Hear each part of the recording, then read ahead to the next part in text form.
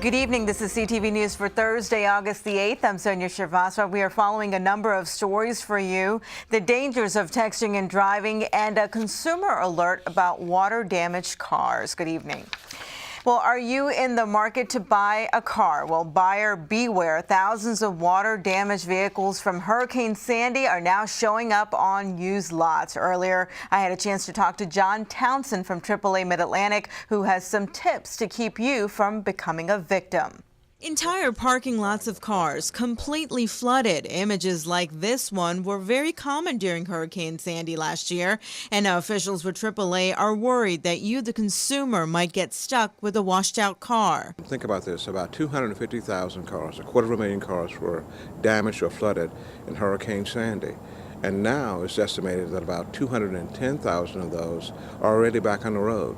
So that means they have been resold, retitled, had their titles washed or scrubbed, and sold to unsuspecting consumers. And it's not just New Jersey. More than 10,000 cars sustained water damage during the storm in Maryland and Virginia. And officials have already seen the Sandy damaged cars show up on lots in Virginia and 9 other states. You can retitle a car and you can put on there salvage, and you can still sell it as long as that appears on the title. But it's up to the consumer to know what that means. So how do you tell if the vehicle is damaged? Well, here are some tips. Check the vehicle's VIN number with the proper agency, and always conduct a title search and get a Carfax report. And don't be afraid to use your nose. See if your car smells damp or has musty odors. Officials say check for corrosion, mud, dirt, or signs of water damage. Pay special attention to small spaces and crevices that are difficult to clean. Check all warning lights, window motors, and electrical components to ensure they're working properly. So buyers, do your homework, because what may seem like your dream car can easily be turned into your worst nightmare. Now, Townsend tells us that if you suspect that you have bought one of these vehicles, you can call police right away. And also keep in mind that these cars can continue to appear in the marketplace for up to a year. And due to the short period between the water damage and being sold, often the cars are not identified as flood damaged on national databases. Well, a leadership conference hosts hundreds of student athletes from around the state today. Organizers say the goal is to develop leadership skills that enhance sportsmanship and promote teamwork.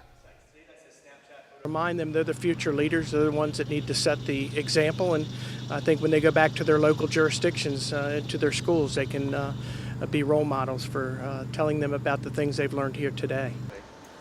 The event also featured a texting and driving simulator that showed the effects of distracted driving. Great opportunity for the Allstate Foundation to raise awareness about teen safe driving. So the simulator is an exercise that we have here for the students that were chosen to come, and it gives them an opportunity to be in a safe environment and to see what the distractions are that they have behind the wheel. It has definitely worked. The teens say it's not easy at all. It's not what they expected, and they are recognizing that you definitely have to be careful when you're driving. Now, Allstate Foundation reports that 11% of all drivers under the age of 20 that were involved in fatal accidents were distracted by a cell phone. The leadership event was held at Laurel High School and was hosted by the Maryland Athletic Association. Well, after receiving the support of nearly 100 elected officials, Lieutenant Governor Anthony Brown today accepted his first labor union endorsement. The Laborers International Union of North America, also known as LIUNA, is the first labor union to make an endorsement in the 2014 gubernatorial race. Brown calls the support crucial in underscoring his commitment to job growth and expanded infrastructure. Economic prosperity for more Marylanders. We're going to do that by growing the economy, creating jobs, building the most competitive workforce, and that's you. And that's LIUNA leading in that effort and developing Maryland's business community. Denny has it right. When business does well in Maryland, Maryland workers will do well. We look for a candidate that understands that we have working families that are looking for that opportunity for a job in construction that will take them from welfare to work, paying them a living wage with benefits like health care, training, and a retirement benefit. So when we searched for that candidate, it was easy for us to make that decision. We saw in the last legislative session one candidate champion a very important P3 bill to allow public-private partnerships in Maryland that will create thousands of good construction jobs that will be both good for business as well as labor. Not only is he Liuna's choice, he's the choice of all working families in Maryland. He's our lieutenant governor right now, and he's going to be our future governor, Lieutenant Governor Anthony Brown. Thank you for being the first organized labor organization to jump into this race. Put your confidence behind the next governor of Maryland, Anthony Brown, the next lieutenant governor, if I could say so humbly. It'd be my great honor. Now, Brown has also been endorsed by Governor Martin O'Malley, along with Congressman Elijah Cummings and Steny Hoyer.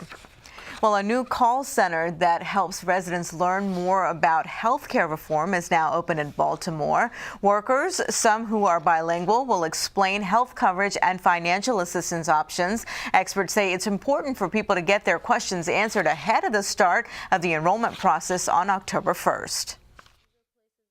We're excited to open the call center for the Health Connection, which is Maryland's Health Benefits Exchange. And, this is the marketplace where so many individuals and small businesses will be able to compare competitively priced, affordable health insurance products. So it's important to us that we've got the infrastructure in place to reach out to Marylanders, to let them know what the benefits are, and to be able to receive their calls as they request information.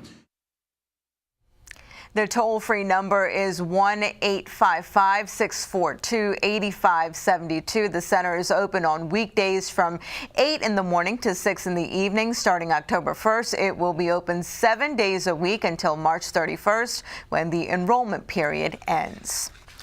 Well, a Clinton woman pleads guilty to an extensive scheme to defraud the government. 34-year-old Lorraine Whitehead and her co-conspirators were awarded federal grants to provide goods such as books, snowmobiles, and much more. Prosecutors say Whitehead used subcontractors to supply goods but never paid them and kept the money she received from the government. In all, Whitehead and her accomplices stole more than $2 million.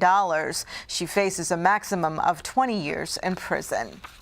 Well, 2 college students who have ties to the Boston bombing suspect have been indicted. Diaz Kadrayev and Azmat Tazayevkov, both 19, are accused of trying to impede the investigation into the attack that occurred on April 15th. The indictments allege that both men received a text message from the suspect, Dzhokhar Tursunayev, instructing them to go into his dorm at the University of Massachusetts and take what was there. 3 people died and more than 200 were injured during the attack.